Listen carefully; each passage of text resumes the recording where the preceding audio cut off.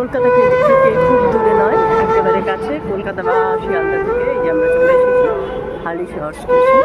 হালিশহর থেকে ভেতরে চলো গঙ্গাধারী প্রপার জায়গায় যেখানে প্রত্যেকটা স্পট হয়েছে বানানো, সেখানে চলে যায়। আলটিমেটলি চলে এলাম শ্রী শ্রী রামপ্রসাদ স্মৃতি মন্দির, কুমারহট্ট, হালিশহর। গুডউইল ফ্রেটার্নিটি প্রতিষ্ঠিত ইত্যাদি লেখা আছে। তো আমি চলে এলাম হাওড়া বা শিয়ালদা থেকে খুব দূরে নয়, একেবারে অতি কাছে, প্রায় 1.5 থেকে 2.5 ঘন্টা হয়তো লাগবে।